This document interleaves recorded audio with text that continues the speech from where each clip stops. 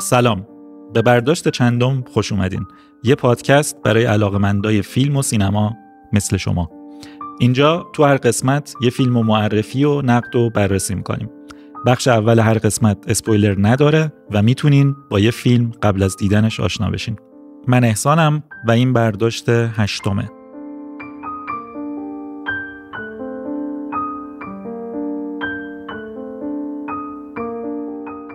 تو این برداشت میخوایم در مورد اپیزود اول از فصل 7 سریال بلک میرور یا آینه سیاه صحبت بکنیم.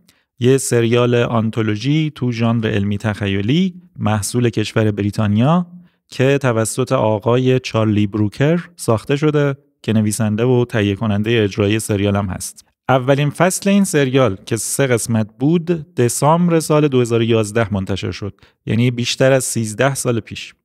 فصل جدیدش یعنی فصل 7 که 6 اپیزوده همین چند روز پیش یعنی 10 آوریل 2025 منتشر شد.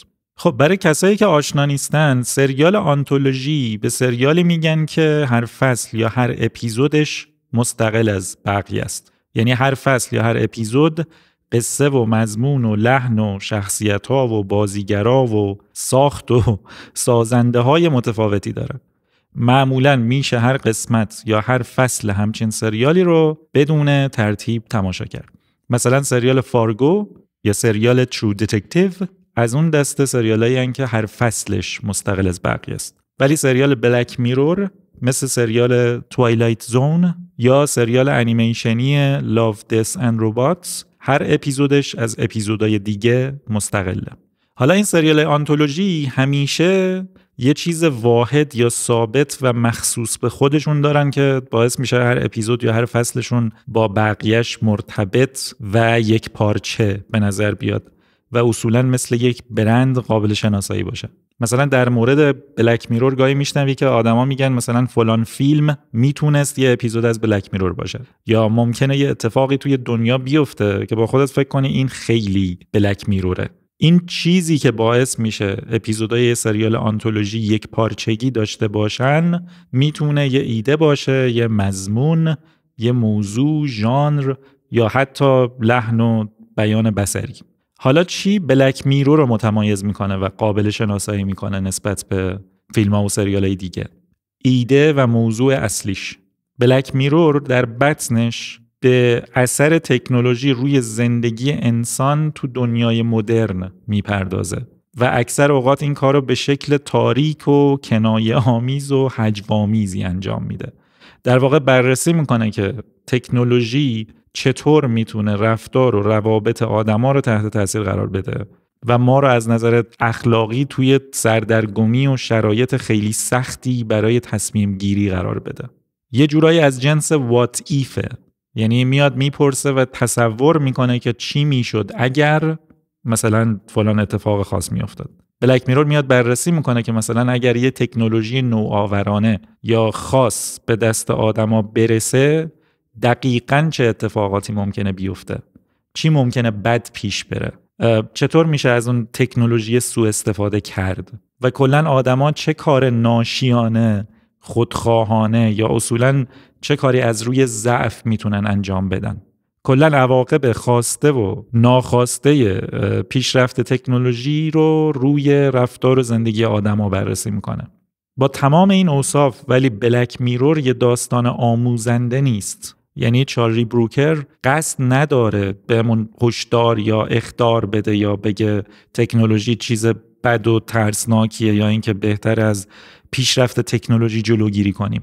اصولاً تکنولوژی خودش که خوب یا بد نیست، خنثیست. ما آدما و تمام سوگیری‌های شناختی و سیستم ارزش‌ها و چالش‌های تصمیم گیری و کلاً ناکامل بودن و ضعفامونه که باعث میشه هر تکنولوژی رو به بهترین یا بدترین شکل ممکنش ازش استفاده کنیم. بلک میرور فقط میاد همونطور که از اسمش برمیاد با یه آینه جنبه‌های تاریک ما رو از طریق تکنولوژی منعکس میکنه و بهمون نشون میده. در واقع بلک میرور یه جور سوشال کامنتری یا تفسیر و تحلیل و نقد اجتماعیه و فقط در مورد یه آینده دور که حالا دیستوپین و تیره و ترسناکه نیست. در مورد وضعیت فعلی و مسائل معاصر تو جامعه مدرنیه که همین الان داریم توش زندگی میکنیم.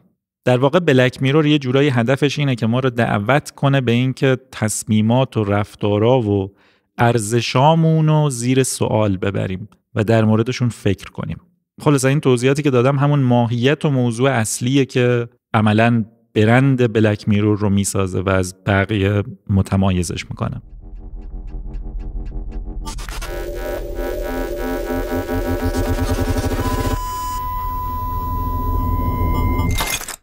خب اسم این اپیزود هست مردم عادی یا آدمهای معمولی یا Common People. نویسندش چارلی بروکر، قصهش چارلی بروکر و بیشا کی علی، کارگردانش علی پنکیو اگر درست تلفظ کنم، یه نویسنده و کارگردان کاناداییه که قسمت اول فصل 6 رو هم کارگردانی کرده. مدت زمانش 57 دقیقه است. بازیگراش کریس اوداود، رشیدا جونز و تریسی الیس راس.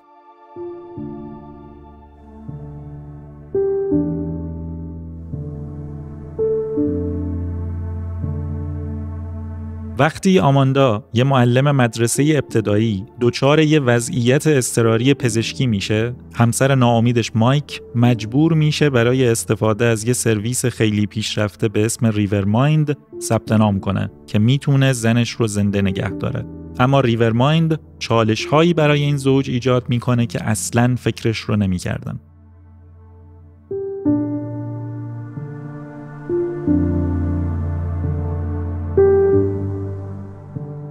خب اول از همه این که من کلن این فصل جدید رو واقعا دوست داشتم و فکر میکنم خیلی بیشتر از چند تا فصل قبلی هم برام جذاب بود. به نظرم رسید که این فصل آقای بروکر تصمیم گرفته بلک میرور رو برگردونه به اصل خودش. یعنی این فصل خیلی به اصول ابتدایی و اصطلاحاً ساختار کلاسیک و اصیل بلک میرور که توی فصلای اول میدیدیم نزدیکتره. از این نظر من به طور کلی از این فصل خیلی خوشم اومد. حالا توی این فصل و فکر کنم کلاً توی تمام فصلای بلک میرور، این اپیزود آدمای معمولی یکی از جذابترین اپیزوداییه که دیدم که دقیقاً یکی از همون کلاسیکاست که بهتون میگم چرا. یکی این که کمدی تاریکی داره که واقعاً هم خنده داره و هم به شدت دلخراش. سوشال کامنتری و بیان هجوامیز خاص چارلی بروکر رو داره نسبت به شرایط امروز دنیای مدرن که باز میگم نسبت به فصلهای اخیر خیلی بیشتر قابل مشاهده است. چند تا از مسائل خیلی اساسی امروز رو مورد بررسی قرار میده. قصه و ماجرا درسته که داره برای 2 تا کاراکتر اصلی تعریف میشه، ولی مسئله چیزیه که قرار کل جامعه رو تحت تاثیر قرار بده و فقط مختص این 2 تا شخصیت خاص نیست. بعد اینکه ما رو به چالش میکشه، یعنی ما رو با یه سری تصمیمات خیلی سخت روبرو میکنه که خودمون رو توی شرایط این شخصیت‌ها در نظر بگیریم و واقعاً در موردش فکر کنیم. حالا من این موارد رو وقتی وارد بخش اسپویلر شدیم و تونستم در مورد پلات صحبت بکنم، بیشتر توی زمان مناسب خودش توضیح میدم. از اینا که بگذریم، فیلمنامه خیلی جمع و جور و تمیزی داره و قصه کوچکترین قسمت اضافه‌ای نداره و این 57 دقیقه واقعا توی یه چشم به هم زدن میگذره. دیگه این که اپیزود خیلی خوش ساختیه، بازی‌ها و بازیگرا عالی‌ان. من کریس اوداود رو قبلا توی کارهای دیگه دیده بودم که بیشترم کمدی بازی کرده، ولی به یاد ندارم واقعا چون این رنج بازی تا حالا ازش دیده باشم. تمام احساسات رو از ظریفترین تا ملودراماتیک ترینش رو به بهترین شکل ممکن ابراز میکنه. رشیدا جونز و تریسی الیس راس هم واقعا هر دو عالیه. بعد پایان بندی این اپیزود که اینم باز برمیگرده به اون نکته بلک میرور کلاسیک، پایان بندیش به شدت احساسی، ناراحت کننده و تاثیرگذاره، به همراه یه موسیقی متن بی‌نظیر که احساساتمون رو هم تشدید میکنه. حالا ضعفاش چیه؟ یکی از ضعفاش که بیشتر به همین ساختار اپیزودی که بلک میرور برمیگرده تا به این اپیزود خاص، اینه که طبق معمول تمرکز اصلی رو ایده‌ها و کانسپت‌ها و مضامین اصلیه. یعنی شخصیت‌ها اونقدر عمق ندارن و خیلی چرایی کاراشون واضح نیست. چیزی به اسم کاراکتر آرک یا سیر تحول شخصیت با اون تعریف سینماییش اینجا وجود نداره، که باز میگم قالب بلک میرور کلن همینه. یعنی بیشتر قراره در مورد مضامینش تفکر برانگیز و بحث برانگیز باشه تا اینکه خیلی روایت شخصیت محور و داستان محوری داشته باشه. حالا این ایده ها و مضامینی که تو این اپیزود مورد بررسی قرار میگیرن چیان؟ مدل کسب و کار سابسکریپشنی یا همون اشتراکی، سرمایه داری دیجیتال، شرکت های داروسازی بزرگ یا بیگ فارما، داروهای اعتیاد آور، اقتصاد گیگ یا اقتصاد موقت، عزت نفس و ارزش های انسانی، مالکیت فکری و معنوی، تعریف سرگرمی تو دنیای آنلاین، تبلیغات شخصی سازی شده، حریم خصوصی، عشق و از خودگذشتگی، هموابستگی و مرز ارزش ها. این ایده ها و مفاهیم رو توی بخش اسپویلر خیلی دقیق تر توی پلات در موردش حرف میزنیم. نکته دیگه این که اون جمع و جور بودنه که گفتم درسته که جنبه مثبتشه، ولی تو این اپیزود خاص جنبه منفیش هم هست، چون روی خیلی موضوع جذابی دست گذاشته که خیلی از جنبه‌های دیگه هم میشه بهش پرداخت، ولی متاسفانه قالب و این مدت زمان کوتاهش اجازه نداده و اجازه نمیده که همچین اتفاقی بیفته. و کلن یکی از حسرت‌های من همیشه بعد از دیدن یه سری از اپیزودهای بلک میرور این بوده که نمیتونم یه سری شخصیت دیگر رو تو این شرایط ببینم، یا همین که جنبه‌های دیگر یه موضوع رو ببینم. اصلا من یه زمانی یه ایده‌ای داشتم، با خودم فکر می‌کردم که ای کاش بلک میرور هر فصل راجع به یه دونه موضوع بود، ولی هر اپیزودش میومد چند تا کاراکتر مختلف رو با اون موضوع درگیر می‌کرد که میتونستیم خیلی عمیق‌تر بشیم تو موضوعهای مختلف. خلاصه بریم سراغ بحث اصلیمون. خب از اینجا ما وارد بخش اسپویلر این اپیزود میشیم، یعنی قصه رو لو میدیم و احتمالاً تجربه دیدنتون رو خراب میکنیم. پیشنهادمون اینه که برید فیلم رو ببینید و برگردید شنیدن اپیزود رو ادامه بدید.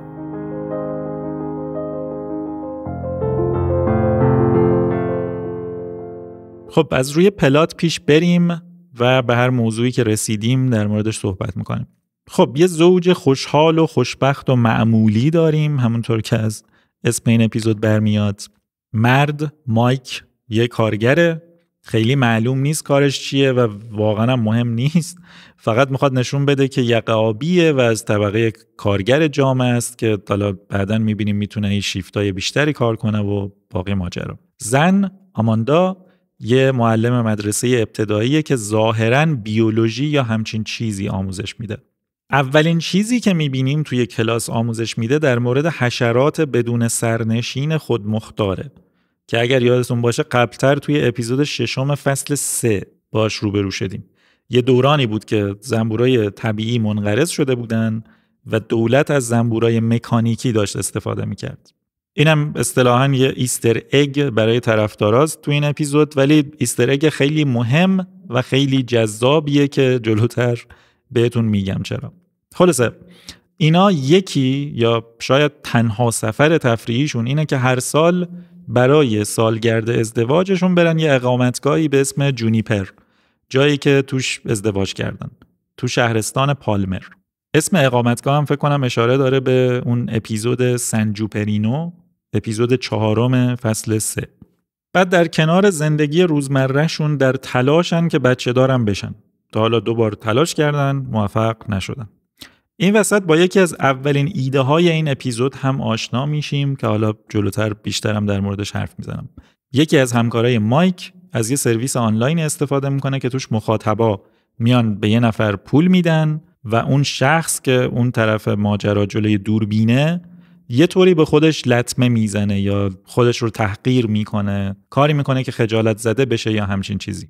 مثلا اولین بار میبینیم که یه نفر داره ادرار خودشو میخوره. صحنه ناجوریه، ولی من اینو که دیدم گفتم خب یکی از کاراکترامون زنه یا شوهره قراره که این بلا سرشون بیاد. بعدش با ایده دوم روبرو میشیم. چه اتفاقی میفته؟ تا اینجا دیدیم که آماندا مثل این که مدتی یه سردردی داره خلاصه یه روز سر کلاس بیهوش میشه، خیلی زود میفهمیم که تومور مغزی داره و امیدی هم نیست که به هوش بیاد، ولی یه استارتاپ نوپا هست که میتونه جونشو نجات بده. خب از اینجا ماجرا جالب میشه. اسم شرکت ریورمایند. کاری که میکنن اینه که از اون بخشی از ساختار عصبی مغز آماندا که توش تومور داره یه بکاپ روی سرورهای مرکزیشون میگیرن، بعد اون بخش از مغز رو با تومورش حذف میکنن، یه بافت گیرنده مصنوعی جاش میذارن. بعد مثل مخابرات یه سری آنتن تو نقاط مختلف گذاشتن که بتونن از طریق اونا اطلاعاتی که روی سرور شرکت دارن رو به مغز آماندا مخابره یا همون استریم کنن. میدونی یعنی چی؟ یعنی اون بخش از مغز آماندا، اون بخش از عملیات شناختی مغزش که باعث میشه زنده بمونه، دیگه متعلق به خودش نیست. روی یه کامپیوتر ذخیره شده که این کمپانی تا زمانی که بخواد میتونه بهش سرویس بده. بعدش هم اون نماینده ریورمایند بهش میگه که آقا جراحی رایگانه، ولی برای استفاده از این سرویس، یعنی در واقع برای زنده نگه داشتن همسرت آماندا، باید ماهی $300 بپردازین. این عملاً اصلی ترین ایده این اپیزوده و یکی از همون سوشال کامنتری ها و نقدهای اجتماعی که تو اپیزودهای کلاسیک بلک میرور میبینیم. تو این اپیزود چارلی بروکر میاد مدل کسب درآمد سابسکریپشن که الان خیلی از کمپانی‌ها توی دنیا دارن ازش استفاده میکنن، توی اکستریم ترین حالت ممکن که عملاً وابسته به جون یه آدمی زاده قرار میده و به همون نشون میده که رفتار کاربرا و کمپانیا تو برخورد با این قضیه چه شکلیه. این همون بیان ستیریکال یا کنایه آمیز و پجوامیزیه که چارلی بروکر توش خیلی ماهره. یه چیز دیگه که اینجا داره مورد نقد قرار میگیره استفاده از این مدل کسب و کار برای خدمات پزشکی و سلامت و درمانه. اونم نه مثلا برای خرید دارو یا استفاده از چه میدونم خدمات غیر حضوری که همین الان هم تو دنیا هست، برای چیزی که اصولاً باید متعلق به خود بیمار باشه و کس دیگه ای نباید صاحبش بشه که لازم باشه برای استفاده ازش تا ابد پول بپردازه. اصلا دلیل محبوبیت استفاده از این مدل کسب درآمد برای شرکت‌های بزرگ دنیا به خصوص تو حوزه تکنولوژی همینه که براشون درآمد مداوم و تکرار شونده و ماهیانه به همراه داشته باشه. قدیما شما برای شنیدن یه آهنگ یه CD آلبوم می‌خریدین و اون آلبوم دیگه متعلق به شما بود. باهاش میتونستین هر کاری بکنین، هدیه‌اش بدین، بفروشینش، اجارهش بدین یا بزنین خورد و خاکشیرش کنین. الان جایگزین اون شده تمام این استریمینگ سرویس های موسیقی که وجود داره، مثل اسپاتیفای، اپل موزیک، یوتیوب موزیک، تایدل، دیزر و کلی سرویس دیگه. این سرویس ها اول که راه افتادن خیلی بصرفه بودن. شما با پرداخت یه هزینه ماهیانه که شاید از یه دونه CD موسیقی هم کمتر بود، میتونستی به چند صد هزار آلبوم تو دنیا دسترسی داشته باشی. منتها این وسط چی عوض شد؟ اینکه دیگه شما صاحب هیچ کدوم از اون آهنگا نیستین. نمیتونین هدیه‌اش بدین، نمیتونین بفروشینش. شما فقط دارین تا زمانی که پول اون سرویس رو هر ماه میدین، لایسنس موقت اون سرویس رو میخرین. همین. شما هیچ کنترلی روی اون محتوا ندارین. حالا بیاین این قضیه رو با همون قصه فیلم دنبال بکنیم. من دوباره به این موضوع برمیگردم. خلاصه مایک که عملاً هیچ چاره دیگه‌ای نداره موافقت میکنه، با اینکه میدونه هزینه‌اش براشون سنگینه. این وسط اون خانومه نماینده ریورمایند یکی دو تا مسئله هم در مورد سرویسشون مطرح میکنه. یکی اینکه آماندا بعد از عملش احتمالاً یه روزایی رو 2 ساعت بیشتر از حد معمولی بخوابه که اونم به خاطر کنترل بار سروراشونه. یه نکته دیگه این که هنوز آنتنا تمام کشور رو پوشش نمیدن. به مرور قرار کل آمریکا و بعدش هم کم کم کل دنیا رو پوشش بدن. همین. بعدش عمل رو انجام میدن، آماندا بیدار میشه و تا یه مدت همه چی خوب به نظر میاد. مایک داره همش شیفتای بیشتر کار میکنه، بعد جفتشون دارن کلی صرفه جویی میکنن و حساب کتاب میکنن که بتونن از پس هزینه‌ها بر بیان. آماندا هم انگار میزان خوابش داره بیشتر از اون 2 ساعتی میشه که شرکت گفته بود هر چند روز. هی داره بیشتر و بیشتر میخوابه. خلاصه یه سالی میگذره و دوباره میرسن به روز سالگرد ازدواجشون و میرن سمت همون اقامتگاهه. منتها اینجا اولین مشکلی که سرویس سابسکریپشن داره رو میشه. تا وارد محدوده شهرستان پالمر میشن آماندا از هوش میره. مایک وحشت میکنه، مسیر رو بر میگرده و تا دوباره وارد از محدوده شهرستان پالمر خارج میشن آماندا به هوش میاد. خلاصه سالگرد ازدواجشون که کلی هم براش خرج کرده بودن و پول کنار گذاشته بودن کنسل میشه. فرداش میرن ریور مایند. چی شده؟ میگن آنتنای اون منطقه رو ارتقا دادن. بگذاریم که دارن راست میگن یا نه، ولی نکته مهمتر اینه که برای استفاده از این آنتنای جدید باید حتما از سرویس ریور مایند پلاس استفاده کنن. پلنی که اینا داشتن و تنها پلنشون هم بود الان اسمش شده کامن یا همون معمولی، باز اشاره به اسم اپیزود آدمای معمولی. این یکی از مشکلات اساسی سابسکریپشن سرویس هست که بهش میگن تیرینگ، که میشه همون طبقه بندی کردن یا رده بندی کردن سرویس و قیمت. اول همه کاربرا داشتن $300 میدادن.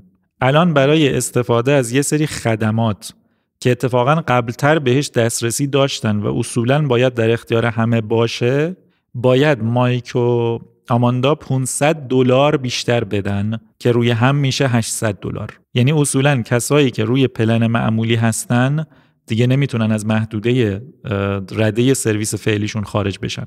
یعنی عملاً آماندا و مایک نمیتونن از شهر خودشون خارج بشن و سفر برن. حالا دوباره برگردیم به مثالای دنیای واقعی. همون اسپاتیفای یه زمانی اگر از کشوری که توش پریمیوم خریدین خارج میشدین نمیذاشت دیگه از پریمیوم استفاده کنین. یا مثال بهترش اصلا خود نتفلیکسه که از قضا پخش کننده بلک میرور هم هست. توی نتفلیکس با پریمیوم هر کشوری فقط به یک سری محتوای خاص از نقاط مختلف دنیا دسترسی میتونی داشته باشی. قدیما میتونستین دیویدی همون فیلمو از هر نقطه دنیا سفارش بدین، تحویل بگیرین و صاحبش بشین. دوباره میگم که مشکل دقیقاً همینه. تو سرویس سابسکریپشن شما صاحب محتوا نیستین. پس تمام شرایط رو اون سرویس برای شما مشخص میکنه. میتونه تعیین کنه به چی دسترسی داشته باشین و به چی دسترسی نداشته باشین. میتونه بخشی از محتوا رو کلاً از روی سرویسش حذف کنه. میتونه هزینه سابسکریپشن رو هر ماه زیاد کنه.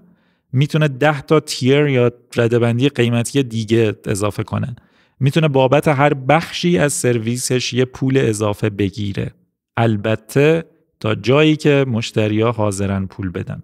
خلاصه اتفاقی که اینجا برای مایک و آماندا افتاده دقیقاً همینه. اونا دیگه صاحب اون بخش از مغز آماندا نیستن. وابستن به شرایطی که ریور مایند براشون تعریف میکنه. حالا قضیه به اینجا ختم نمیشه. یه اتفاق خیلی بدتر و خیلی خنده‌دارتر میفته. آماندا وسط حرف زدنش شروع میکنه به پیام تبلیغاتی گفتن. خیلی خنده‌دار و خیلی دردناکه. بعد تو اون مدت زمانی که داره پیام تبلیغاتی میگه خودش دیگه اونجا حضور نداره. یعنی بعدش یادش نیست که چی گفته. که این قضیه منطقاً هم روی زندگی شخصیش اثر میذاره و هم روی زندگی شغلیش.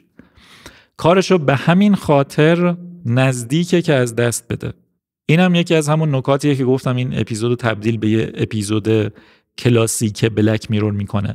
چون اینجا اون کمدی سیاهی رو داریم میبینیم که از قلم چارلی بروکر برمیاد. بروکر اصلا بک‌گراند کمدی و نوشتن کمدی داره دیگه. به همین خاطر خیلی خوب در میاره کمدی سیاهو. البته تا قبل از رسیدن به این بحث پیام تبلیغاتی هم باز کمدی داشتیم، ولی از اینجا دیگه خیلی هم کمدی شدیدتر میشه و هم سیاهی خیلی شدیدتر میشه. یکی از بامزگیاش هم اینه که شبیه این پادکست هاست دیگه که میزبان وسط حرف زدن معمولیش میاد یهو از زبان خودش یه محصول رو تبلیغ میکنه. خلاصه اینم دقیقاً عین همونه که حالا اونم در حد خودش ترسناکه. حالا اینم باز یه کامنتری در مورد تبلیغات شخصی سازی شده است دیگه. حتما تا حالا پیش اومده که چه میدونم یه چیزی تو گوگل سرچ کردین یا تو یوتیوب سرچ کردین یا یه پیامی تو اینستاگرام درباره یه موضوع خاص دادین و از اون به بعد یه سری تبلیغات در مورد اون موضوع خاص توی اون پلتفرم میبینین یا پلتفرم‌های مرتبط بهش. 2 تا بحث اینجا مطرحه. یکیش بحث پرایوسی یا همون حریم خصوصیه. یه زمانی وبسایت‌ها و اپلیکیشن‌ها کاملاً بدون اجازه داشتن به دیتای جستجو و لوکیشن و کلاً فعالیتایی که یه نفر توی مرورگرش میتونه داشته باشه استفاده می‌کردن. الان هم استفاده می‌کنن ولی با تکنیک‌ها و ترفندهای متفاوت. حالا سرویس‌های مثل اینستاگرام که بی‌محابا از یه سری دیتای ما استفاده می‌کنه برای تبلیغات.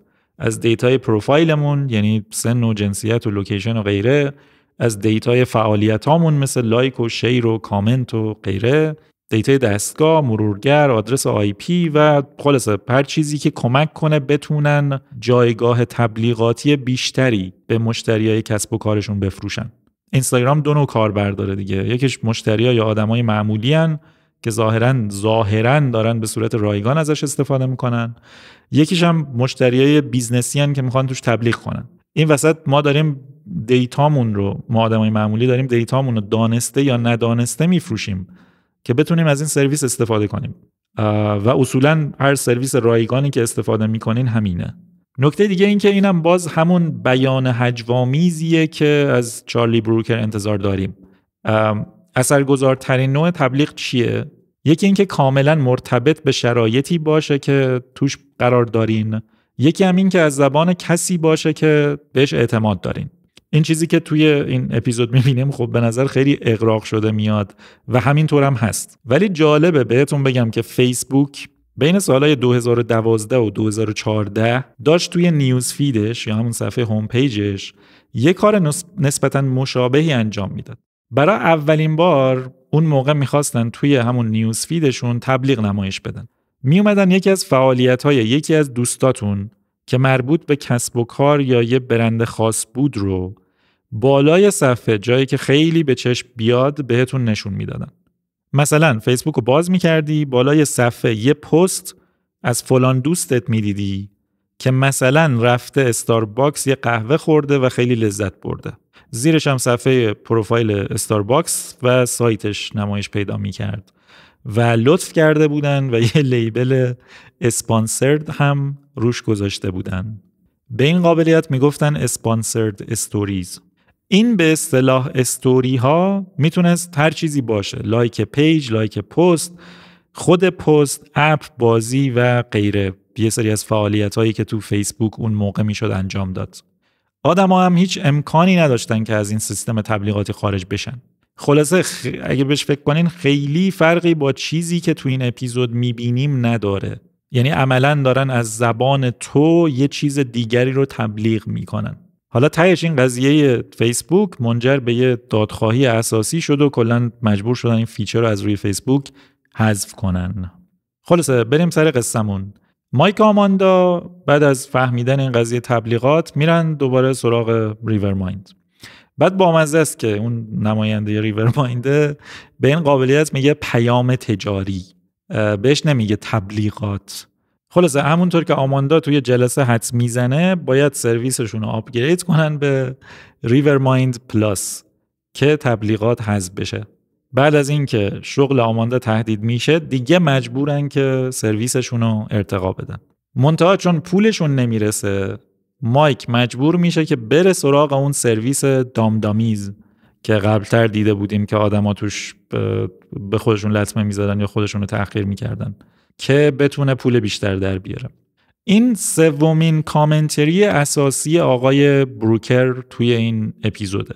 یه کامنتریه، یه نقدیه روی گیگ اکانومی یا همون اقتصاد گیگ یا اقتصاد پروژه‌ای یا موقت. این یه مدل بازار کاره که توش یه نفر میتونه به صورت کوتاه مدت، پروژه‌ای و مستقل و خودکفا بدون استخدام و قرارداد و دریافت مزایا و غیره یه سرویسی ارائه بده و به ازاش پول در بیاره. مثلا میگم راننده اوبر بودن یا همون اسنپ خودمون یه مدل از این نوع شغل است، یا مثلا پیک بودن یا کلا سرویسایی که برای کار فریلنسن، از همین جنسن. حالا شاید این چیزی که تو اپیزود میبینیم اغراق شده به نظر میاد ولی متاسفانه نیست. قبلا یه سری از این سایت های به اصطلاح زیرزمینی وجود داشته یه زمانی انگار که دقیقاً همین اتفاق توش میافتاده و مطمئنم که الان هم هست اگر آدم بتونه راهشو پیدا کنه یا مثلا به دارک وب دسترسی پیدا کنه یا هرچی. ولی حالا فارغ از یه سرویسی که دقیقاً کارش همینه، یه سری اخبار و مقاله هست مثلا در مورد این که همین الان توی یه سرویسی مثل اونلی فنز همچین اتفاقاتی داره میفته.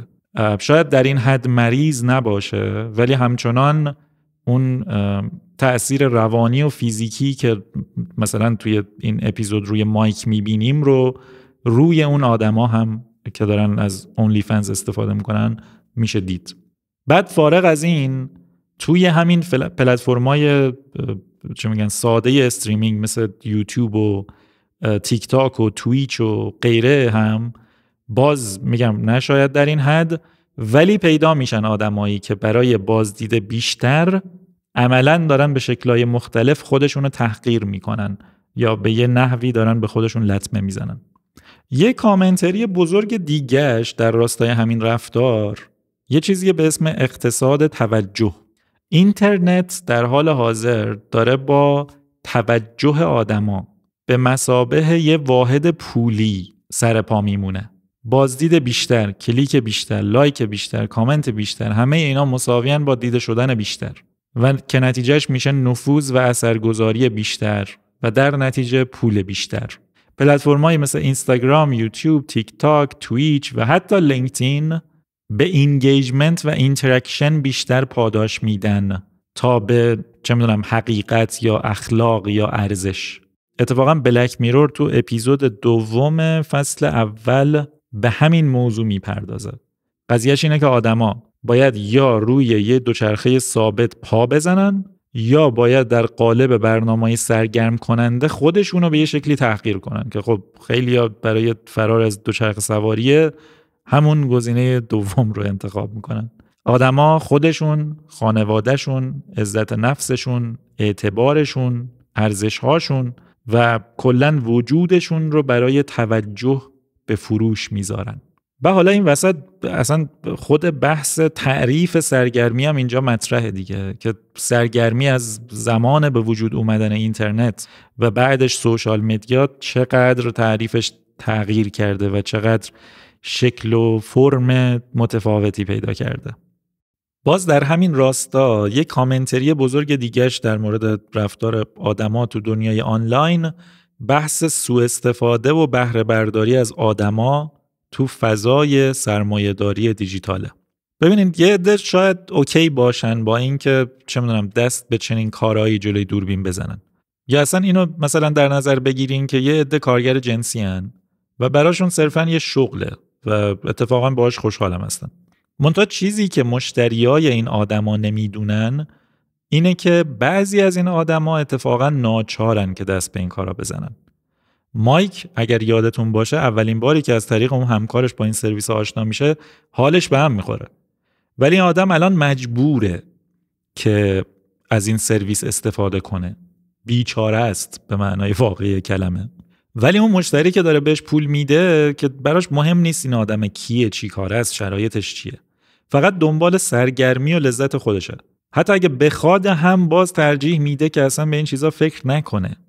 بعد جالبه که توی این اپیزود خب مایک همیشه جلوی دوربین ماسک رو صورتش داره دیگه، ولی جلوتر میبینیم که آدما حتی حاضرن که پول بیشتری بدن فقط برای اینکه اون شخص جلوی دوربین هویتش برملا بشه و از چیزی که هست هم حتی بیشتر تحقیر بشه. خیلی عجیبه و دردناک. بعد یه چیزی که من خیلی دوست داشتم از نظر داستانی اینجا ببینم این بود که آقا اصلا کاش مایک از همون همکارش مثلا پول قرض میخواست یا برای دوستا و خانواده شرایط توضیح میداد و از اونا درخواست کمک میکرد یا سرچ میکرد ببینم مثلا چه میدونم یه سرویس آنلاین کراود فاندینگ هست که مردم به آدمایی که تو این شرایطن پول دونیت کنن یا نه. بعدش میدیدیم که مثلا آدما حاضر نیستن هر ماه حتی به دوستشون یه مقدار پول قرض بدن برای این که مثلا زنش زنده بمونه، ولی حاضرن به یه سرویسی مثل دامدامیز پول بدن فقط برای اینکه چند دقیقه با تماشا کردن حقارت بقیه سرگرم بشن. یا مثلا یه سرویس تامین مالی جمعی هم وجود می داشت، همون کراود فاندینگ، که آدما پول دونیت کنن ولی بعد توش میدید که نه، مقدارش هیچ وقت به اون حد و توی اون مدت زمان کوتاهی که از دامدامیز میشه پول در آورد نمیرسه و اصولا آدما برای سرویس تحقیر و سرگرمی خیلی حاضرن پول بیشتری بدن تا اینکه برای زنده موندن یه آدم پول خرج کنن که نمیشناسنش. حالا برگردیم دوباره به بحث سابسکریپشن. آماندا و مایک تا یه جایی داشتن $300 بابت سرویسشون میدادن. با اون مبلغ قرار بود که بتونن یه زندگی معمولی داشته باشن و همه جای دنیا بتونن برن دیگه و باقی ماجرا. ولی سرویس ریورمایند پلاس اضافه شد و سرویس اینا تبدیل شد به سرویس کامن یا همون معمولی. اتفاقی که توی سرویس‌های اشتراکی میفته که همین الان تو دنیا وجود دارن دقیقاً همینه که به قدری سرویس معمولی یا پایه و ضعیف و غیر قابل استفاده میکنن که عملاً همه مجبور بشن به سرویس بالاتر ارتقا بدن و خب پول بیشتری هم بدن دیگه طبعاً.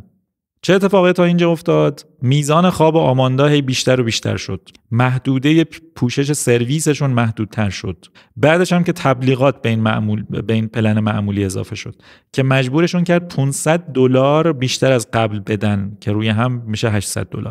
حالا باز تو دنیای واقعی جالبش اینه که خود نتفلیکس که باز یادآوری کنم پخش کننده همین سریال بلک میروره، از نوامبر 2022 یه پلن پرداخت جدید اضافه کرد به اسم پلن استاندارد همراه با تبلیغ که در حال حاضر در لحظه $8 در ماه قیمتشه. محدودیتش هم فقط تبلیغات داشتن نیست، دسترسی به یه سری محتوا هم حتی روش محدود شده. بعد پلن استانداردش $18 که دسترسی به تمام محتوا روش هست و مثلا تبلیغ هم نداره. این دقیقاً همون کاریه که ریورمایند داره انجام میده و باز اینم از چی میگن متا کامنتری ها و بازیگوشی های چارلی بروکره که داره به خود پلتفرمی هم که داره الان محتواش استریم میکنه داره همونا رو هم نقد میکنه. خلاصه ماجرا به اینجا ختم نمیشه. خواب آماندا حتی بدتر میشه. میرن پیش ریورمایند، بهشون میگه که آره 1-2 ساعت اضافه تر داریم آدما رو تو حالت خواب قرار میدیم، یعنی حتی خواب طبیعی هم نیست. برای چی؟ برای اینکه از ظرفیت پردازش مغز این آدما استفاده کنن که بار سرورها و سیستمشون رو باش تغذیه کنن.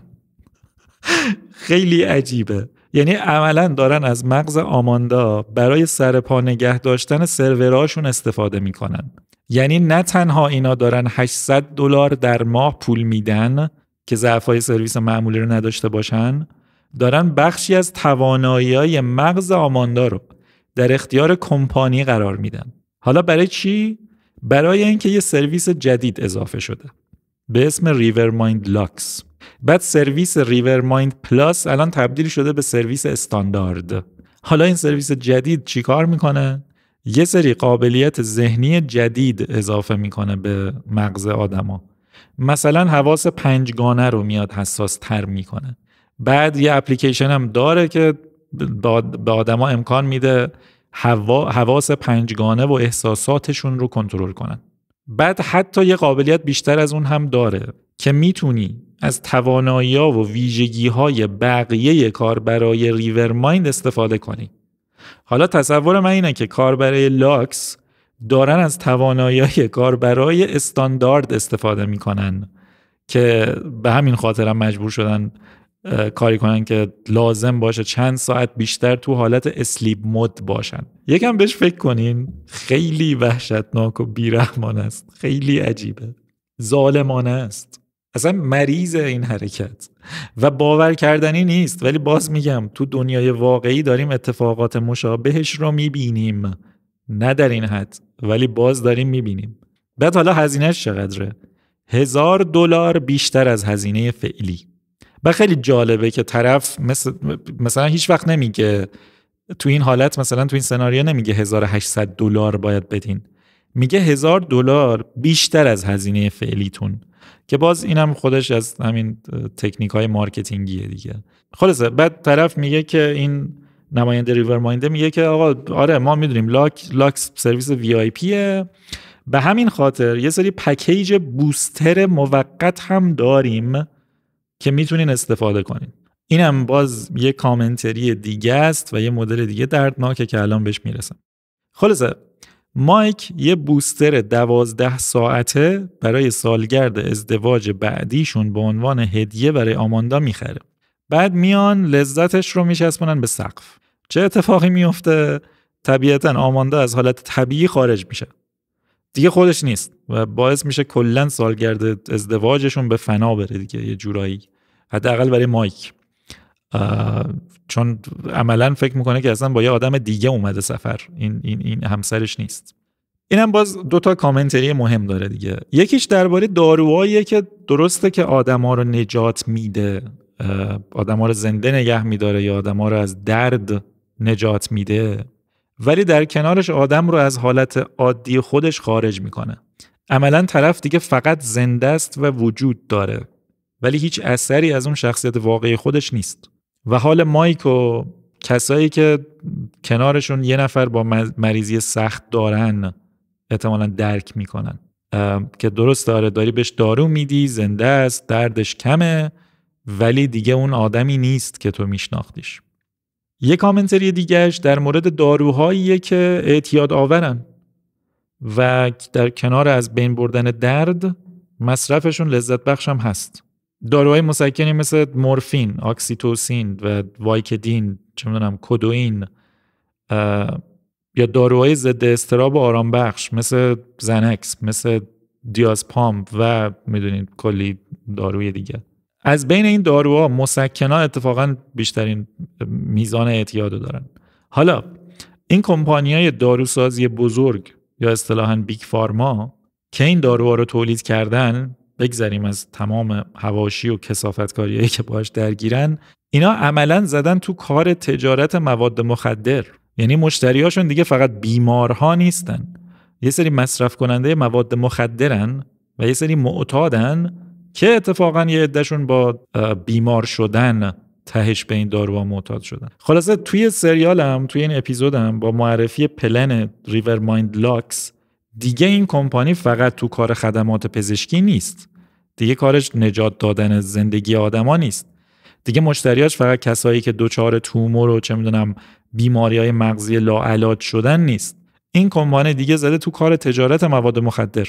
اتفاقا اون واژه بوستر که نماینده ریورمایند ازش استفاده میکنه یه اصطلاحیه که تو مصرف مواد مخدر به کار میبرن. وقتی یه نفر اولین دوز یه ماده مخدر رو مصرف میکنه، بعد از یه مدت اثرش خب وقتی داره کم کم کم رنگ میشه، یه دوز دیگه مصرف میکنن که چه میگن مدت زمانش رو بیشتر کنه، تداومش رو بیشتر کنه، که بهش میگن بوستر. بعد با یه نگاه دیگه خود ماده مخدر هم عملا نقشه یه بوستر رو داره دیگه، یا نقشه یه تقویت کننده، درست مثل ریورمایند لاکس که قرار احساساتمون رو پررنگ تر کنه و حساس تر کنه. ماده مخدر هم همچین کاری انجام میده دیگه، لذت یا آرامش رو بیشتر میکنه، درد رو کمتر میکنه. خلاصه برگردیم به قصه آدمای معمولیمون. مایک یه جایی، یعنی از یه زمانی، روی سرویس دامدامیز هویتش رو برملا میکنه. بعد اون همکارش که صبح تا شب داشت دامدامیز نگاه میکرد یه عکسش رو پرینت میکنه و میذاره توی کارگاه. مایک عصبانی میشه، دعوا میشه، همکار اتفاقی میفته زیر یه کامیون جرثقیل یا همچین چیزی، مایک رو اخراج میکنن.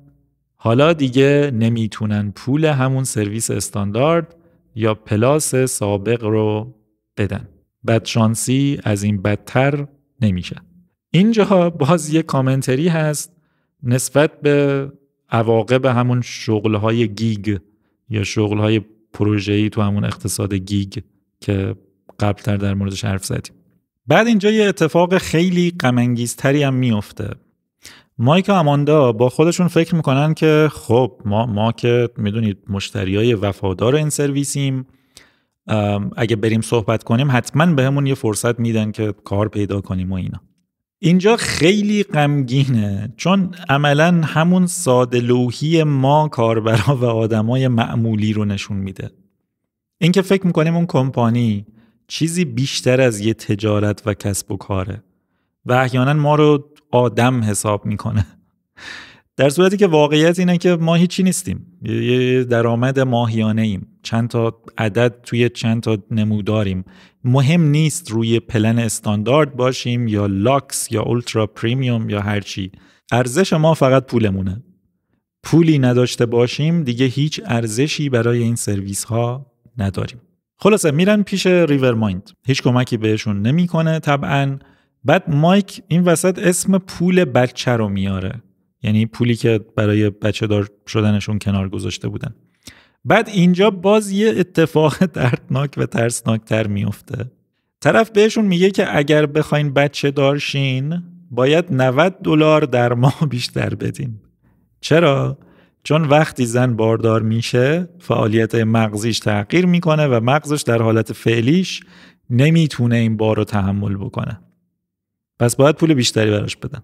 اینجا دیگه از اون موقعیت هاست که به هیچ وجه قابل باور نیست، یعنی تا همین الان هم خیلی اتفاق افتاده که قابل باور نیست، ولی این دیگه توی سطح دیگه است. یعنی برای این که با همین کیفیت کم فقط وجود داشته باشی به عنوان یه انسان باید پول ماهیانه بدی، ولی اگر بخوای مادر بشی که دیگه باید حتی پول بیشتری بدی.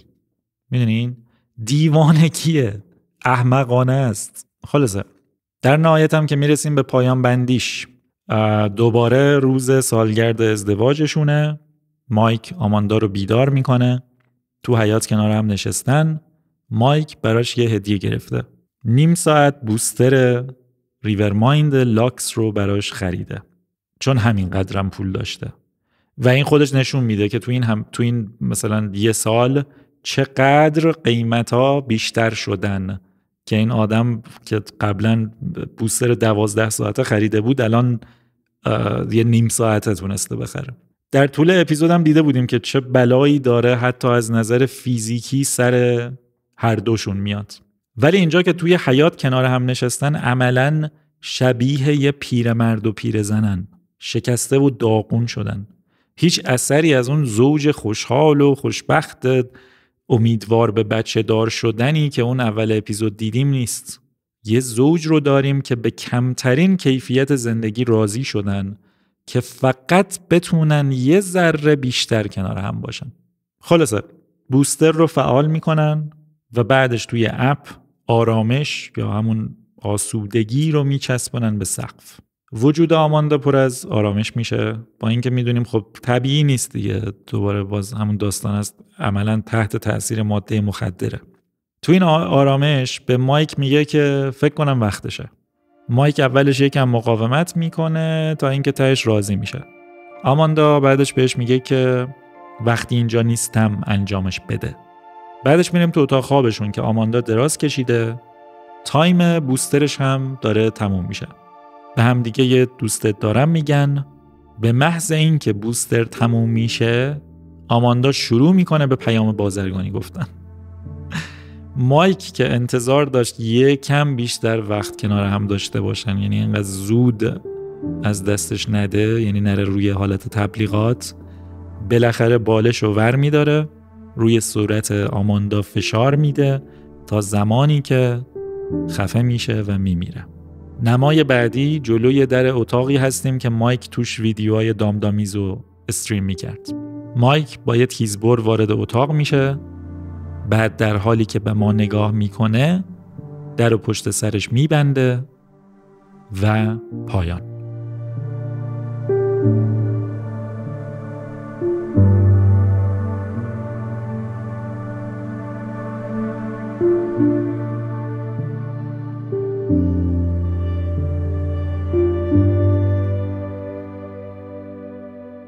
خب این یکی از تاریک ترین و غمگین ترین پایان بندیاییه که حتی توی دنیای خود بلک میرور تا حالا دیدم و یادم میاد.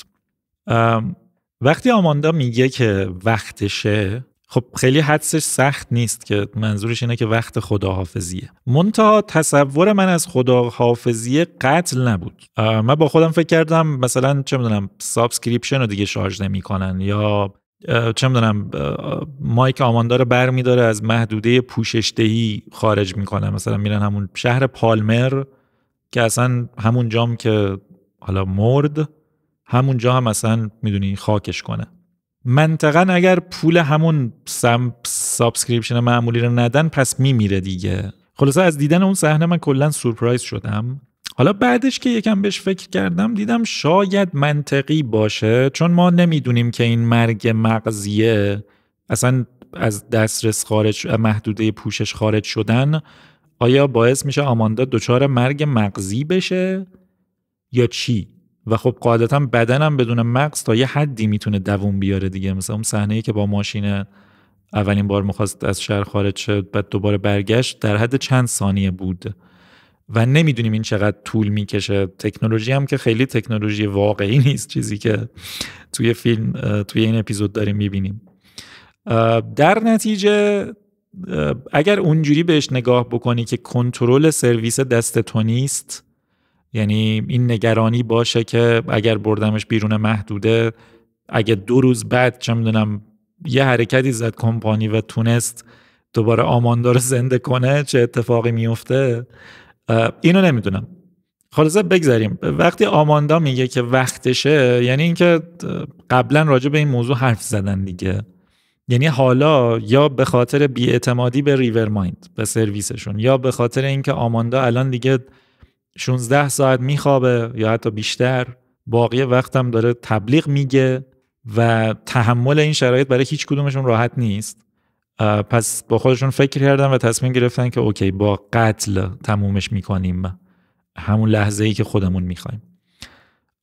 بعد آماندا بهش میگه که وقتی اینجا نیستم انجامش بده، که یعنی خب وقتی دارم تبلیغ پخش میکنم دیگه، چون تو اون حالت دیگه خودآگاهیش رو نداره که مایک هم در نهایت همین کارو میکنه دیگه، در حال تبلیغ گفتن خفش میکنه. حالا قبلش که آماندا از مایک میپرسه پول این نیم ساعت بوستر کجا آوردی، مایک بهش میگه که یه مشتری خصوصی روی دامدامیزه. بعد از اونجایی که از این پیشنهاد آماندا برای خداحافظی سورپرایز میشه، نتیجه میگیریم که قصد نداشته با تیزبر خودش رو بکشه یا همچین چیزی.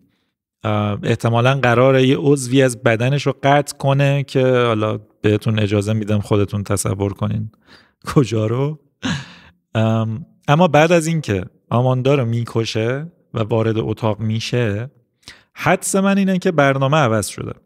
یعنی یا یه راست جلوی طرف خودش رو میکشه به جای اینکه اون کاری که ازش خواسته رو انجام بده، یا اینکه اول اون کارا رو انجام میده و بعدش خودش رو میکشه، که اگر من بودم اولی رو انتخاب میکردم.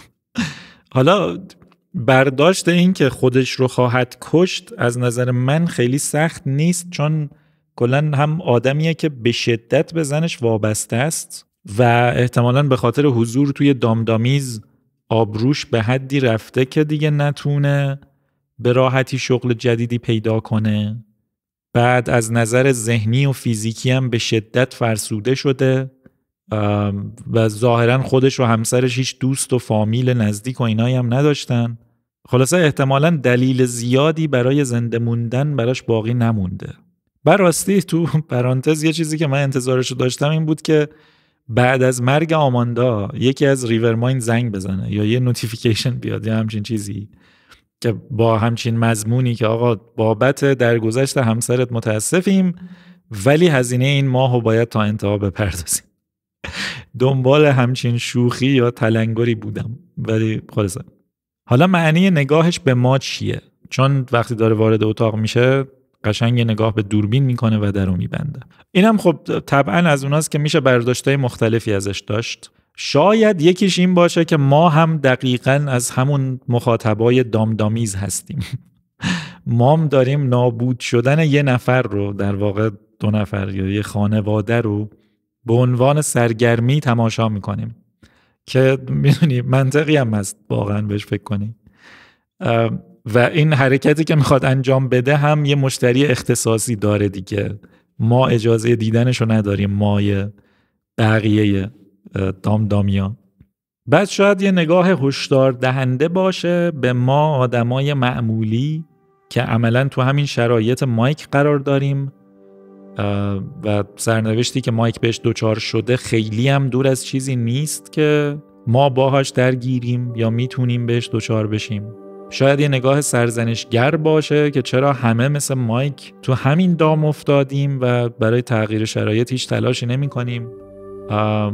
نمیدونم، ولی هر معنی که این نگاه داشته باشه و هر برداشتی که بکنیم، چیزی که نمیشه انکار کرد اینه که خیلی بجاست، خیلی اثرگذاره و خیلی تکان دهنده است به نظر من.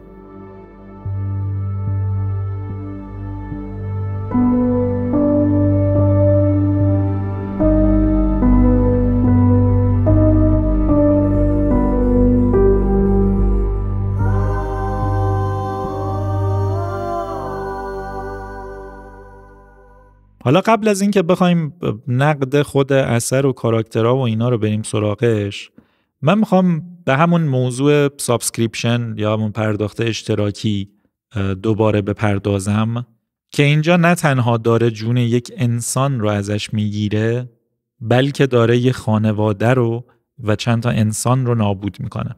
همونطور که قبلا هم گفتم، آره این خیلی بیان هجوآمیز و اغراق شده ای از ماجراست، ولی باید بدونین که همین الان شرکت‌های بزرگی توی دنیا دارن از همین مدل کسب درآمد به احمقانه ترین، ظالمانه ترین و بیرحمانه ترین شکل ممکن استفاده میکنن و زندگی کاربراشون رو به شدت تحت تاثیر قرار میدن. شاید نه تا مرز خودکشی، ولی تا جایی که صدمات مالی اساسی به آدم‌ها وارد میکنه. چند تا مثال کوتاه براتون بگم. فکر کنین میخواین مثلا از اوبر ایتس یا همون اسنپ فود خودمون چند تا ناگت مرغ مثلا سفارش بدین. بعد فکر کنین که بابت سرویس اوبر وان یا همون اسنپ پرو هم که یه سرویس اشتراکی ماهیانه است یه پولی میدین که دلیوریتون رایگان بشه و یه درصدی هم روی سفارش‌ها تخفیف بگیرین. اول از همه این که قیمت ناگت مرغ تو اوبر ایتس بیشتر از قیمتش تو فروشگاه یا رستورانه. بعد میرین تو چک اوت، دارین ادامه مسیر رو میرین، انتخابتون رو کردین، متوجه میشین که باید $2 بیشتر خرید کنین تا تازه بتونین از اون تخفیف اوبر وانه استفاده کنین که بهتون قول داده شده بود و بابتش پول داده هر ماه. این خودش یه تقلب اساسیه. بعد حتی اگر بهتون تخفیف بده، داره مجبورتون میکنه بیشتر خرج کنین. یعنی داره مجبورتون میکنه هم پولتون و هم غذاتون رو هدر بدین و بیشتر از نیازتون خرید کنین. تا همینجا این تخفیف عملاً بی‌معنیه. بعدش ادامه میدین و میرسین به صفحه دلیوری یا همون صفحه تحویل. اونجا 2 تا گزینه هست. دلیوری استاندارد که بین 10 تا 25 دقیقه طول میکشه و در کنارش دلیوری با اولویت که بین 10 تا 20 دقیقه طول میکشه و مثلا $3 قیمتش بیشتره. حالا دلیوری با اولویت یعنی چی؟ یعنی اینکه پیک توی مسیر سراغ تحویل سفارش دیگه ای نمیره و مستقیم میاد دم در خونه شما. این چیزیه که تا قبل از این که همین سرویس های دلیوری به وجود بیان و رستوران ها خودشون از پیک خودشون استفاده کنن کاملا استاندارد بود، ولی الان باید برای یه دلیوری سریع پول بدی. باز تکرار میکنم، در حالی که داری یک پول ماهیانه سابسکریپشن هم میدی. بعد جالب اینجاست که حتی تضمین نمیکنه که مثلا حتی 10 دقیقه‌ای میرسه. بعدش اوبر اگر سفارش دیر شد یا هر چی، پیگیری فقط در صورتی پیگیری میکنه که بیشتر از 45 دقیقه طول کشیده باشه. یعنی تضمین نمیکنه هیچی، به شوخی گرفته قضیه رو. اینجا باز دقیقاً همون بحث ردبندی قیمتی رو داریم میبینیم. حالا دلیوری اولویت دار رو انتخاب میکنی و بعدش توی فاکتور میبینی که قیمتش $3 نیست، $4.5. چرا؟ چون یه قیمت دلیوری پایه هم وجود داشته که اصلا خبر نداشتی وجود داره. خلاصه به همه این چیزایی که گفتیم هزینه بسته‌بندی هم اضافه میشه، یه هزینه خدماتی هم که دقیقاً مهم نیست چیه اضافه میشه. خلاصه کلام این که برای یه ناگتی که از فروشگاه میتونستی $5 بخریش، الان باید $14 پول بدی که از طریق اوبر ایتسی که داری به ماهیانم بهش پول میدی دریافتش کنی. ماجرا چیه؟ ماجرا اینه که آقا این شرکت ها اول کاربرای هر دو طرف پلتفرم رو تو سرویسشون گیر میندازن یعنی میرسن به استیتی که همه بهشون وابسته شدن و از دید آدما راهی دیگه جز استفاده از این سرویس وجود نداره برای اینکه اون نیازی که دارن رو رفع بکنن. از اونجا به بعد این شرکت‌ها شروع میکنن به خالی کردن جیب کاربرا تا جایی که ممکنه. قضیه اینه یه زمانی شما CD مایکروسافت ورد رو میخریدین و نصب میکردین. یه محصول بود که براش یه بار پول میدادین و تا هر وقت که میشد ازش استفاده میکردین. مایکروسافت سال 2010 سرویس آفیس 365 رو معرفی کرد که عملاً تمام محصولات آفیسش رو برد رو همین مدل کسب درآمد اشتراکی. با این کار درآمدش 70% افزایش پیدا کرد.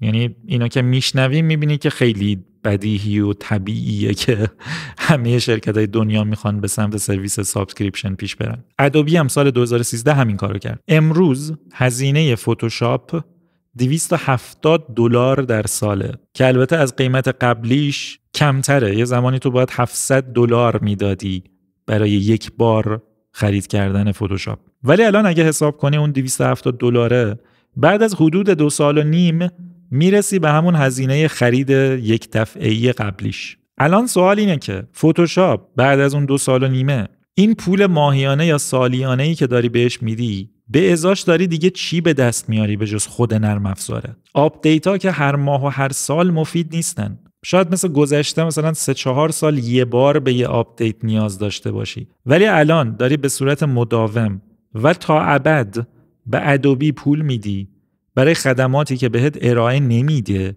یا اصلا بهش نیاز نداری. بعد مایکروسافت ورد لعنتی از 40 سال پیش تقریبا هیچ تغییری نکرده. چرا باید هر ماه یا هر سال براش کسی پول بده؟ حالا اینایی که گفتم همه نرم افزاری بودن. از اینا بدتر یه سری شرکتن که دارن سخت افزار میفروشن ولی دارن یه سری از قابلیت‌های سخت افزارشون رو با نرم افزار محدود میکنن که به این حرکت اصطلاحاً میگن سافت‌ور تترینگ. شرکت HP داشت یه سری پرینتر میفروخت ولی این پرینتر فقط تا زمانی برات پرینت میکرد که آنلاین میبودی و سرویس اشتراکی کارتریج خود HP رو پرداخت میکردی. بهت هم اجازه نمیداد که هیچ کارتریج دیگه ای استفاده کنی. شرکت BMW توی یه سری از ماشیناش که گرم کننده صندلی داشتن امکان استفاده از این قابلیت رو تبدیل کرده بود به سرویس اشتراکی. یعنی تو پول کامل ماشین و تجهیزات و خود این قابلیت رو هم دادی ولی ازش استفاده نمیتونی بکنی چون باید پول ماهیانه براش بدی. این دیگه تو سطح دیگه‌ای تحقیرآمیز و احمقانه است. و باز میگم درسته تو این اپیزود بلک میرور خیلی اغراق شده است ولی فرقی با اون نداره. چیزی که بخشی از مغز آماندا بود رو ازش گرفتن و برای استفاده از مغزش اومدن ازش پول گرفتن. اینجام تو وسیله رو خریدی، تو ماشین اون پرینتر رو خریدی، صاحبشی، امکانه توشه، همه چی توشه، فقط نمیذاره ازش استفاده بکنی و با پول بدی برای اینکه بتونی از چیزی که حقته استفاده کنی. خیلی ظالمانه است. شرکت تسلا مثلا ازت هزینه سابسکریپشن میگیره برای اینکه بتونی از قابلیت‌های کامل ماشیناش استفاده کنی. خلاصش کنم، شرکت‌های بزرگ دارن از این مدل کسب درآمد به احمقانه ترین، ظالمانه ترین و بیرحمانه ترین شکل ممکن استفاده میکنن و این وسط تنها چیزی که براشون مهم نیست منفعتش برای کاربره. منفعتش به کنار، حتی ضرر و زیان فقط مالیش رو هم که داره به مردم وارد میشه رو هم بهش اهمیت نمیدن، مادامی که سهامدارا خوشحال باشن. بعد این که راستی به عنوان نکته پایانی قرار بود بهتون بگم که اون ایستر اگ زنبور مکانیکی از اپیزود 6 فصل 3 چرا توی این اپیزود مهمه و اینکه چرا چارلی بروکر اینقدر هوشمندانه بهش اشاره میکنه. تو اون اپیزود اتفاقی که میفته اینه که یه عده این زنبورای مکانیکی رو هک میکنن و ازشون برای مقاصد شرورانه استفاده میکنن. اتفاقی که برای آماندا هم میتونه بیفته مثل همون زنبورای مکانیکیه. شرکت الان میتونه آماندا رو کنترل کنه که تبلیغ بگه بدون اینکه خودش آگاه باشه به این موضوع یا اینکه خودش بخواد. پس یکی میتونه مجبورش کنه که کارهای دیگری انجام بده، کارهای ناخواسته انجام بده. پس امکان اینم هست که یه عده سیستم ریورمایند رو هک کنن و از کاربراش برای مقاصد شوم مورد نظر خودشون استفاده کنن. برام خیلی جالب بود که این پیامو چارلی داره بدون اینکه موضوع و قصه و لحن این اپیزودو تغییر بده، داره صرفاً با اشاره به اون اپیزود بهمون میگه که اینم در نظر داشته باشیم. خب دیگه بریم سراغ بحث بعدی.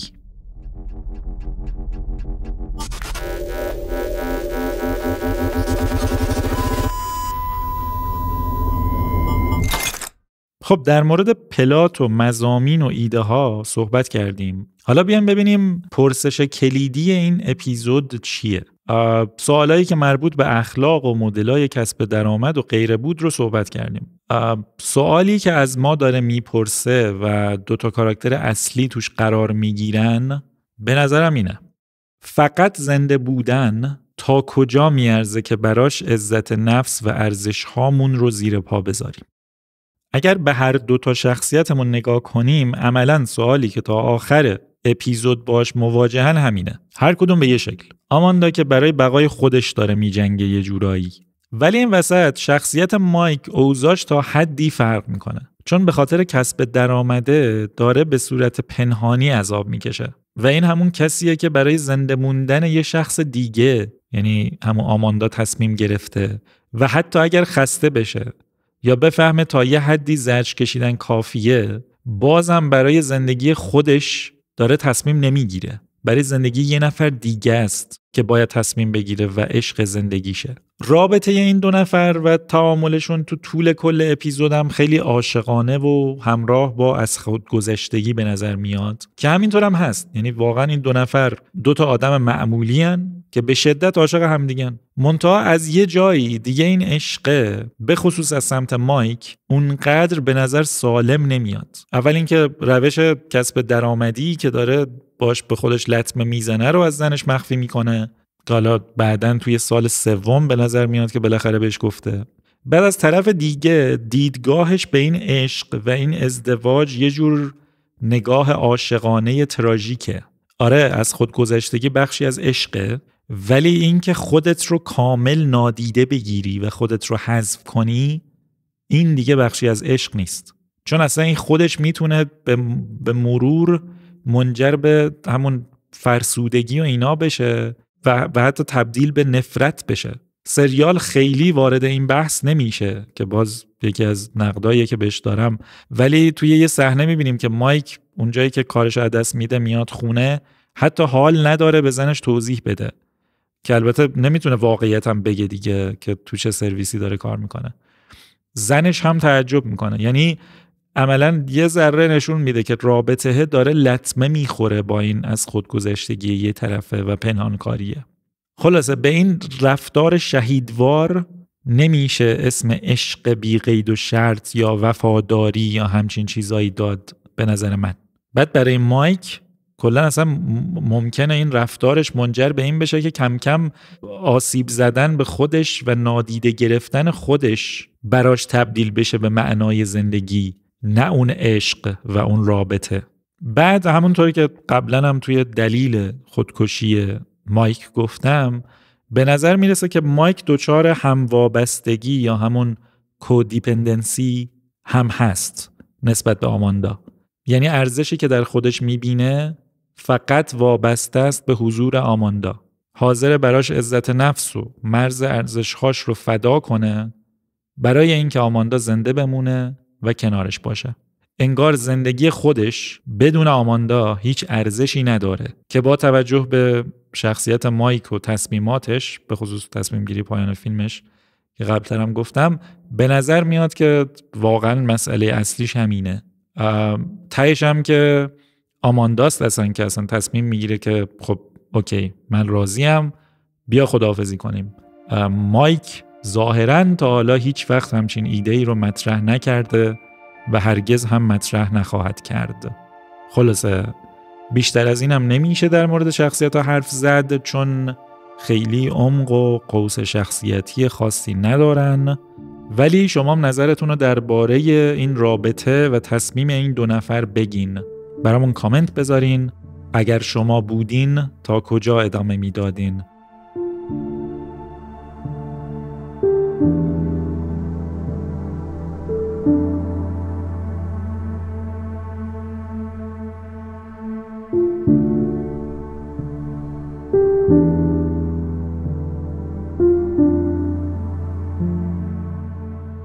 خب من اگر بخوام یه جمع‌بندی بکنم، همونطور که قبلترم گفتم این یکی از بهترین اپیزودهای بلک میروره و یکی از اپیزودهای کلاسیکش که حالا چند جا توضیح دادم چرا. از نظر ساخت عالیه، بیان بصری جذاب و تمیزی داره، تصویربرداری، تدوین، همه چی عالی، بازی‌ها عالیان.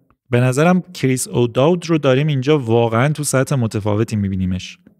یه صحنه به یاد ماندنش برام اون صحنه‌ای که داره گهواره رو میفروشه، گهواره بچه رو، و طرف بهش میگه که میخوایم برای یه موزیک ویدیو آتیشش بزنیم. ریاکشنش اونجا بی‌نظیره. واکنشاش تو جلساتی که با نماینده ریور مایند دارن عالیه، عصبانیتش عالیه، ناامید شدنش عالیه، نگاه آخر اپیزودش هم عالیه. رشیدا جونز هم عالیه، کمدی رو طبعا خیلی خوب بازی میکنه، با اینکه این نقشش خیلی کامیک نیست و شخصیت خیلی دراماتیک تری داره اتفاقا نسبت به کریس. بعد نمیدونم خودش از صداش برای تبلیغات استفاده میکنه و کرده یا نه، ولی صداش واقعا عالی و باورپذیره هر وقت که داره تبلیغ میگه. کلا شخصیت و شغل و ظاهر و صداش تبدیلش کرده به بهترین و قابل اعتمادترین آدم برای تبلیغات. خانوم نماینده ریورمایند تریسی الیس راس هم واقعا عالیه. اونقدر حرفا و احساساتش طبیعی ولی در عین حال غیر واقعی به نظر میرسن که من تصور میکنم داره کامل توسط کمپانی کنترل میشه و این آدم اصلا هیچ اختیاری از خودش نداره. و یه جنبه عالیش هم کلا مدل برخورد و حرف زدنشه که دقیقاً مثل برخورد شرکت‌ها با مشتریای ناراضیه که میدونی به ظاهر خوش برخورد، خیلی فریبکار و خیلی خونسرد. در مورد پایان بندی بی‌نظیر و سیلی محکمی که تهش بهمون میزنه هم که صحبت کردیم. در مورد ضعفاش هم که خب توی مقدمه حرف زدم.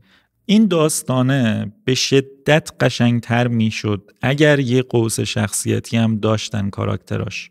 بعد این مختصر و مفید بودن اپیزود با اینکه واقعا نقطه قوتشه ولی نقطه ضعفش هم هست. این موضوع سابسکریپشن و کلن معضل اخلاقیش میتونست از خیلی از جنبه‌های مختلفی و با خیلی کاراکترهای متفاوت تری بررسی بشه. مثلا میگم همچین اتفاقی اگر واقعا تو دنیای واقعی بیفته خیلی سر و صدا به وجود میاد و خیلی از آدما درگیر میشن. همون مثالایی که در مورد HP و BMW و اینا زدم خیلی هاشون به خاطر اعتراضات مردم و پیگیری‌های رسانه و درگیر شدن وکلا و قضایی شدن ماجرا و این داستانا بوده که در نهایت به شکل قانونی متوقف شده. میخوام بگم که اگر همچین اتفاقی بیفته واقعا آدما میان حضور پیدا میکنن، اعتراض میکنن و همچین چیزایی. برای من جاش خالی بود که اصلا همچین چیزی رو کلن توی قصه نمیبینیم که باز میگم باز با توجه به قالبش و تایم فریمش منطقیه ولی حداقل برای من جذاب‌تر میکرد کارو.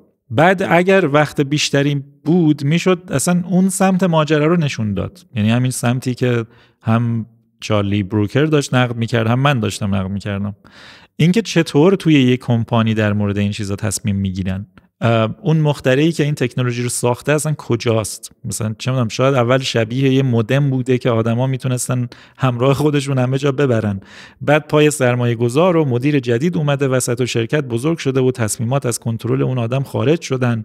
حالا کار ندارم، نکتم اینه که دیدن اون سمت ماجرا هم خیلی جذابه، حالا چه بخش مربوط به تصمیمات شرکتیش باشه چه بحث مربوط به دانشمندا و اختراعاتشون باشه و باقی ماجرا. حالا بگذاریم که چارلی بروکر فکر کنم کلا خیلی حوصله ریسرچ نداره، یعنی حتی خیلی تلاش نمیکنه که تکنولوژی مربوط به هر اپیزودش هم چی میگن به یه شکل خیلی دسترس پذیر یا امکان پذیر و واقعی نمایش داده بشه. ولی به هر حال بعد اینکه باز اگر وقت بیشتری بود تو مقدمه‌ام گفتم که خیلی جذابتر میشد اگر یکی یا چند تا کاراکتر دیگه هم تو همین شرایط قرار میگرفتن، که بازم میگم میدونم با قالب فعلی بلک میرور همخوانی نداره و اصلا هدف چارلی بروکر هم انجام همچین کاری نیست.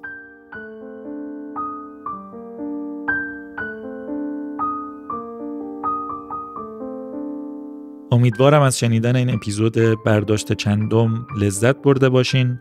اگر دوست داشتین با بقیه هم به اشتراک بذارین.